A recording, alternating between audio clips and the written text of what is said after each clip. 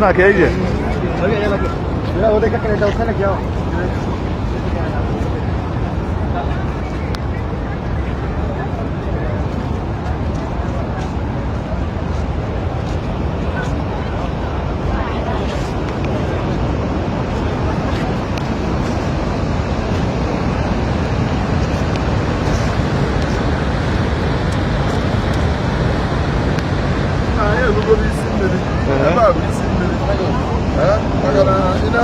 Ebe a bụ Canada. Ebe si bụ Buffalo, United States of America. Ya na ebe a ka ụwa bido. Anyị erugo n'isi mmiri. Ka ihe nwere ike ezi Igbo ka ihe nwere ike ikwu maka mmiri a na-atọ. Anyị fụ na ebe a nwa isi bụkwa ngasị gị na ebe a ka ụwa bido. Maka na ebe a bụ isi mmiri. Isi mmiri. Ịghọtago na ebe a bụ Canada. Ebe ndị bụ United States of America. Buffalo. Ebe a bụ Ontario. Kedu ebe ọzọ anyị ga-ejezi? Dịka onye unu na-afụ bụ ezi Igbo na Guinea. Ọ bịara bịara fụ anyị na Canada. In short, ọ ka o wee dị mma ka a na-eme.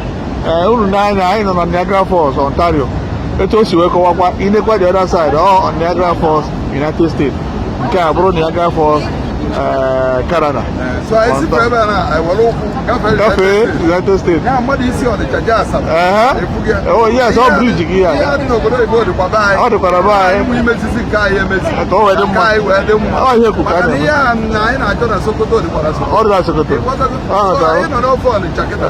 Anyị fere ebe na ọbụla ofe Asaba. Ọ bụrụ ofe Asaba. Ya ọ bụrụ si Canada, si US. Si Canada, si US. Ọ bụrụ ya ka ihe kuka na-eme. Ana m ekele unu. Ndewo. Ndị bụ ndị Igbo. Bụ ndị melụ ka ndị Guinea solu n'arụ a wee bịa mmemme ndị Asa Wọd. Ndị Asa Wọd. E ga-eji wee mpaghara ebe anyị nọ tụọ alụ tụka alụ ka Igbo wee dị mma. Ọ dị mma etu a. Ya bụ na agwa unu na ozi unu ziri m na mma ewenalịa ndị Guinea. Na wena biko wena. Ewenalịa ndị Guinea kọrọ akịrị gwafa na fesorogo n'ife a na-eme. Ọ dị mma. Efere ọbụla na unu edebega afọ anyị n'akwụkwọ. Ọ dị mma etu a. Ya kwa arọ kwa arọ.